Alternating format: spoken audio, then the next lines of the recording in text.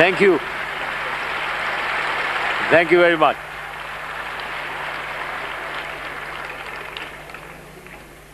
یہ ان مہمان کی کیا کہا یہ بنوری ٹاؤن سے آئے ہوئے مہمان کی باتوں سے ایک بات کا ثبوت ضرور ہو گیا کہ یہاں انڈیپینڈنس آف ویوز، ٹرانسپیرنسی، کوئی یہ سلیکشن ایسی نہیں ہوئی ہے کہ کوئی نہ بات کر سکے.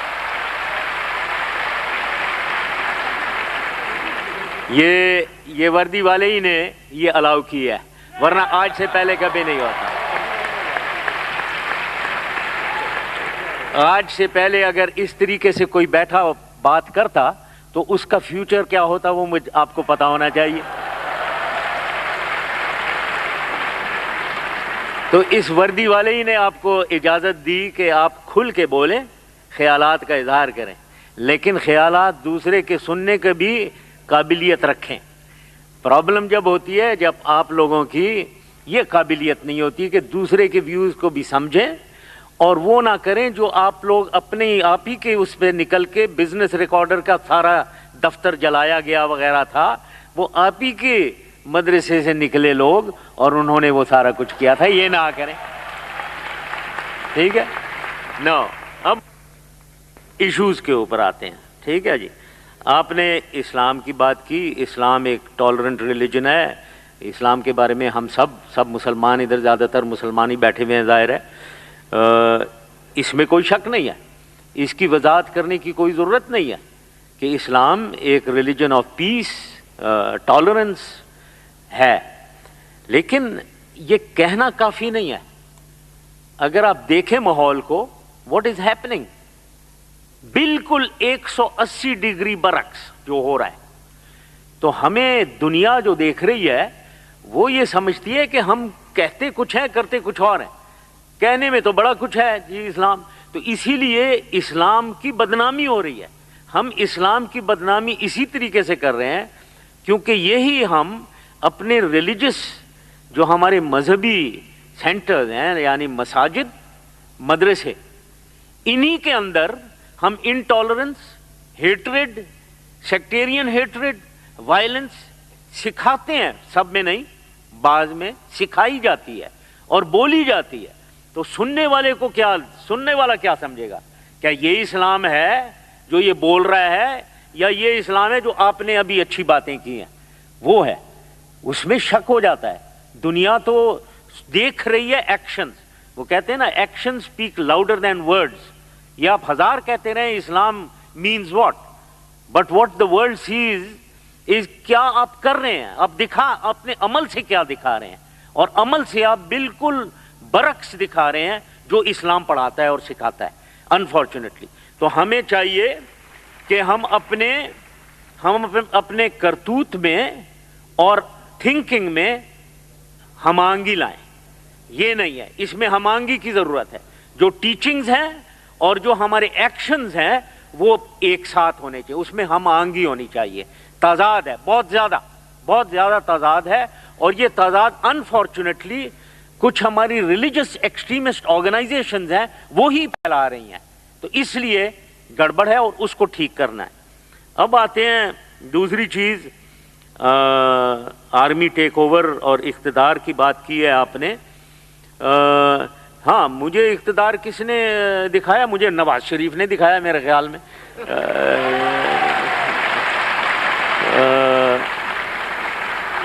لیکن سوال یہ ہے کہ پچھلے ہماری انڈیپینڈنس سے لے کر ایوب خان صاحب آئے، مارشل لاء لگایا، پھر یحییٰ خان آئے، پھر ضیاء الحق آئے، اب میں ہوں. سوال یہ نہیں ہے کہ کون آیا اور کیوں، کون صحیح تھا اور کون غلط تھا. سوال یہ ہے کہ یہ ہوتا رہا ہے اس کی تاریخ میں پاکستان کی. ہمیں اس کو اینالائز کرنا ہے کہ کیوں ہوتا رہا ہے یہ. Why has this been happening. اگر ہم اس کی انالیسس کر کے اس کو صحیح نہیں کریں گے تو وہ ہوتا رہے گا، آئندہ بھی یہی رہے گا. ہم نے اب جو کیا ہے میری نظر میں to the best of my ability اس کا جائزہ لیا کہ کیوں یہ ہوتا رہا ہے، پہلے کیوں ملٹری آتی رہی ہے، اس کا جائزہ ہم نے لیا اور اس کی ہم نے کریکٹیو ایکشنز لیے ہیں. اس کی اسٹریٹجک لیول پہ ہم نے، میری نظر میں ہم نے کریکٹیو ایکشنز لیے ہیں تاکہ یہ آئندہ نہ ہو. یہ پہلے کبھی نہیں ہوا، اور اگر ہم نے یہ کریکٹیو ایکشن نہیں لیے تو آئندہ بھی یہی نظام چلتا رہے گا انفارچونیٹلی. تو اسی لیے میں یہ سمجھتا ہوں کہ اس میں جو ہم لوگوں نے قدم اٹھائے ہیں اس سے یہ نظام آئندہ ملٹری ٹیک اوور اور مارشل لاز نہیں ہوں گی. اب اس کی ڈیٹیل میں نہیں جانا چاہوں گا ورنہ ٹائم بہت زیادہ لگے گا. تو that is the issue is کہ بالکل یہ حقیقت ہے کہ یہ ملٹری ٹیک اوورز نہیں ہونی چاہیے اور ملٹری کو پالیٹکس میں گورننس میں نہیں آنا چاہیے. لیکن یہ صرف کہنا کافی نہیں ہے، یہ ہمیشہ ہوتا رہا ہے اور کریکٹیو ایکشنز کی ضرورت ہے. ابھی ہم کریکٹیو ایکشنز لے رہے ہیں اور مجھے امید ہے کہ آئندہ یہ نہیں ہوگا. پہلے یہ نہیں ہوتا رہا ہے اس لیے بار بار مارشل لاز لگ رہے تھے. اب آپتے ہیں غربت اور بے روزگاری اور ان کی باتیں آپ نے کی ہیں. یہ سٹیٹمنٹ سے ایک فیشن ہو گیا ہے کہنے کی، یہ فیشن ہو گیا ہے کہنے کا کہ غربت اور بے روزگاری ہے. ضرور، دیر از نو ڈاؤٹ، بالکل ہے. پاورٹی لیول 31% یا 32% ہے. سوال یہ ہے کہ اس کو ختم کیسے کیا جائے، اس کو دیکھنا ہے. اور ہم جو کر رہے ہیں کیا وہ اس کو کمی کی طرف لے جا رہی ہے یا نہیں. میں آپ نے اسٹیٹمنٹ دے دیا، آپ نے کوئی سروے نہیں کی ہوئی ہے. مجھے معلوم ہے کہ جو بھی یہ کہتا ہے اس نے سروے کوئی نہیں کی ہوئی ہے کہ دنیا پاکستان میں اس وقت کیا صورتحال ہے نوکریوں کا اور غربت کا. میں آپ کو بتانا چاہتا ہوں، اور یہ سروے ہو رہی ہے اور جون جولائی تک ختم بھی ہو جائے گی اور پھر میں فیکٹس اینڈ فگرز کے ساتھ بتاؤں گا. لیکن اس وقت میں آپ کو بتانا چاہتا ہوں کہ غربت میں اور نوکریوں، بے روزگاری میں، دونوں میں پاکستان کی تاریخ میں پہلی دفعہ کمی ہوئی ہے.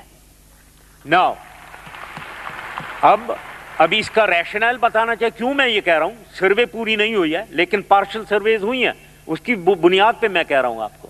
لیکن میں آپ کو کچھ حقائق اگر بتاؤں، آپ لیں بے روزگاری آج تمام فیکٹریاں پاکستان میں 100% کیپیسٹی پہ چل رہی ہیں. نئی فیکٹریز میرے خیال میں کل پرسوں پرائم منسٹر صاحب جا رہے ہیں، 4 فیکٹری، 3 سیمنٹ اور 1 پیپر مل صرف چکوال ڈسٹرکٹ میں لگ رہے ہیں. 4 آپ کی گاڑیوں کی جو مینوفیکچر ہے وہ 3 پہلے 1 شفٹ میں ہوتی تھی، اب 3 شفٹ میں چل رہی ہیں. آپ کی موٹر سائیکلیں جو بک رہی ہیں وہ 300% زیادہ بک رہی ہیں، گاؤں میں بک رہی ہیں، رورل ایریاز میں. خریدار گاؤں والا آدمی ہے. آپ کسی گاؤں میں جائیں جس کے پاس سائیکل تھی اب موٹر سائیکل چلا رہا ہے. تو سوال یہ ہے کہ غربت، نوکریاں بڑھ رہی ہیں. آپ آج کو کنسٹرکشن میں جائیں، آپ سکل لیبر آپ کو نہیں ملے گا، تمام امپلائڈ ہیں. آپ ٹیلی کمیونیکیشن میں جائیں، آپ کو ٹیلی کمیونیکیشن انجینئر سب یہ جو نئے آئے ہیں یہ ایک دوسرے سے کشمکش میں ہیں کھینچنے کی، اویلیبل نہیں ہے، لوگ اویلیبل نہیں ہیں. آپ کسی انڈسٹری کے پاس جائیں، چاہے اسپورٹس انڈسٹری، چاہے آپ surgical instruments, engineer sector, engineering sector, تمام جتنی بھی آپ کی انڈسٹری ہے it is booming at the moment. اور جب یہ انڈسٹری چل رہی ہے تو نوکریاں ملی ہوئی ہیں. نوکریاں اسی لیے، انڈسٹری اسی لیے چل رہی ہے کیونکہ نوکریاں ملی ہوئی.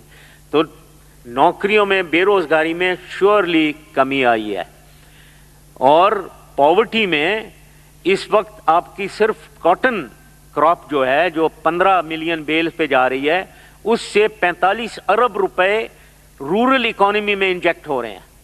آپ کی جو ویٹ کراپ ہے جو انشاءاللہ 22 ملین ٹن تک جائے گی، اس سے تقریباً 25 ارب روپے رورل اکانومی میں جائے گی.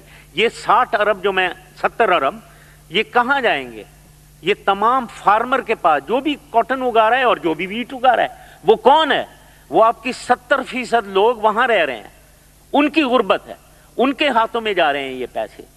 تو سوال یہ ہے کہ یہ ہمیں ایک بغیر سروے کے، بغیر انڈرسٹینڈنگ کے یہ بات کہتے رہنا نہیں چاہیے. غربت، میں میری بات کو غلط نہ سمجھے، میں یہ نہیں کہہ رہا ہوں غربت ختم ہو گئی ہے. غربت بالکل ہے، بے روزگاری ہے، لیکن پاکستان کی تاریخ میں پہلی دفعہ یہ ڈکلائن کی طرف ہوئی ہے. اس کی ایگزیکٹ پرسنٹیجز 2-4 مہینے میں بتائی جائیں گی، پوری قوم کو بتائی جائیں گی. تو ہمیں اتنا اس میں پیسیمسٹک نہیں ہونا چاہیے، ہمیں کوائٹ آپٹیمسٹک ہونا چاہیے کہ ہم صحیح راہ پہ چل رہے ہیں اور ایک حکمت عملی کے مطابق غربت اور بے روزگاری کو دور کرنے کے سلسلے میں ہم ٹھیک، ہماری کارروائی ہے اور ٹھیک چل رہی ہے، ملک ٹھیک چل رہا ہے. پھر یہ بلوچ عوام کی آپ نے بات کی ہے، یہ اس کی بھی مجھے حیرانگی ہے کہ آپ کو بھی سمجھ نہیں ہے اس کی. بلوچ عوام کے خلاف کوئی ایکشن نہیں ہو رہا ہے. ایک اگر سردار کی آپ بات سنتے ہو، یہ رند صاحب بیٹھے ہیں، یہ سردار بیٹھے ہوئے ہیں یہاں، یہ تو بالکل خوش بیٹھے ہیں، یہ بیٹھے ہوئے ہیں یہاں میرے سامنے. تو آپ، اور یہ ان کے برابر میں مینگل صاحب بیٹھے ہوئے ہیں، وہ بھی سردار ہیں. اور یہاں آپ کو پتا ہونا چاہیے کوئی 78 سردار ہیں، جن میں سے 75 کو کوئی پرابلم نہیں ہے، سب گورنمنٹ میں ہیں، سب ایکشن کر رہے ہیں. 3 سردار بول رہے ہیں، ان میں سے ایک ڈیرا بگٹی سے گڑبڑ کر رہا ہے اور سوئی کو بھی اس نے اٹیک کر کے خراب کیا ہے. اس کو آپ نے کیا حق دیا ہے کہ وہ پاکستان یا بلوچ کا سارے پورے بلوچ قوم کے لیے آواز اٹھائے؟ آپ نے حق دیا؟ اب آپ بات سنیں، کیونکہ آپ بات کر لی ہے آپ نے، اب میری بات سنیں ذرا. تو آپ نے اگر حق نہیں دیا، میں نے بھی انہیں حق نہیں دیا ہے، نہ بلوچ قوم نے حق دیا ہے، نہ بلوچستان کے لوگوں نے حق دیا ہے. بلوچستان میں آدھے پختون ہیں، آدھے بلوچ ہیں. اب آدھے بلوچ کو لو، بلوچ میں نے آپ کو بتا دیا یہ بیٹھے ہوئے ہیں. تو ایک ڈیرا بگٹی میں جس کی پاپولیشن میرے خیال میں 1 لاکھ بھی نہیں ہے، ادھر سے ایک آدمی اگر اٹھ کر نیشن کو کی رٹ کو چیلنج کرتا ہے، کیا اس کے خلاف بولنا چاہیے یا اس کے حق میں بولنا چاہیے؟ تو ان باتوں میں اپنے دماغ سے کنفیوژن ہٹائیں، اس دماغ سے کنفیوژن ہٹائیں اور چیزوں کی صحیح سمجھ رکھیں. صحیح سمجھ یہ ہے کہ کوئی ملک نہیں چل سکتا ٹھیک اگر ریٹ آف دا گورنمنٹ نہیں چلے گی. ریٹ آف دا گورنمنٹ کہیں بھی چیلنج ہوگا تو وہ ملک نہیں چل سکتا. افغانستان کی آپ ایگزامپل لیں، افغانستان کا پرابلم کیا ہے؟ وار لارڈزم. مطلب ایک انڈیویجول ہے، اس کے پاس ایک آرمی رکھی دی ہے، اس نے ہزاروں لوگوں کی، ان کے پاس سارے ہتھیار ہیں اور وہ بیٹھا ہوا ہے. ایک نہیں، 10 ہیں وار لارڈز. اگر پاکستان میں بھی وار لارڈز بن جائیں، ایک ٹرائبل ایلڈرز ہیں، یہ ہمارے بزرگ یہ بیٹھے ہوئے ہیں ہمارے ساتھی، یہ ٹرائبل لیڈرز ہیں، اپنے بڑے اچھا سر آنکھوں پہ یہ اپنے ٹرائب کو دیکھتے ہیں، ان کی بہتری کے لیے کام کرتے ہیں. لیکن وہی ٹرائبل لیڈر اگر اپنی ٹرائب کے، بگٹی کے کلپر ٹرائب ہے اور مسوری سب ٹرائبز ہیں، ان کو انہوں نے نکال کے باہر کیا ہوا ہے اور ان کے بچوں کو مار دیا ہوا ہے. یہ آپ کو پتا ہے کیا؟ یہ پتا ہے کہ کلپٹ جو ہیں وہ ادھر سے اپنے سوئی ایریا سے نکال کے ڈیرا غازی خان اور ملتان میں مر رہے ہیں؟ یہ آپ کو معلوم ہے کیا؟ یہ کس نے نکالا ہے انہیں؟ یہ آپ کو پتا ہے کیا؟ تو سوال یہ ہے کہ جو اپنی ٹرائب کے ساتھ ظلم تشدد کرے اپنے لوگوں کے ساتھ، اور دوسری چیز یہ کہ ایک فوج مینٹین کرے، 5000 لوگوں کی فوج، تقریباً 4-5-6 ہزار فوج، جن کے پاس راکٹ لانچر موٹر ہیں، ٹریننگ کر رہے ہیں. کیا اس طریقے سے ملک کو چلنا چاہیے؟ کہ یہ جو آپ نیشنل انٹیگریشن کی باتیں ہو رہی ہیں، کیا اس طریقے سے ہوتی ہے نیشنل انٹیگریشن کہ کوئی انڈیویجول اٹھے اور وار لارڈ بن جائے اور اپنی آرمی رکھے اور کرے ملک کو، رٹ کو، اور کہے کہ گوادر پورٹ نہیں بنے گا، اور کہے کہ پائپ لائن ایران سے ہندوستان نہیں جائے گی، ہم نہیں جانے دیں گے؟ یہ کیا رٹ ہوگی؟ اس طریقے سے پاکستان چلے گا؟ آپ کی نظر میں یہ پاکستانی سے چلے گا؟ تو سوال یہ ہے، آپ ذرا نظریہ اپنا ٹھیک رکھیں. اور یہ سبجیکٹس جتنی ڈسکشن ہوئی ہے ادھر، جتنے لوگ بولے بات کی، یہ بہت پرٹیننٹ ہے، یہ سب بالکل پرٹیننٹ کرنٹ سبجیکٹس ہیں.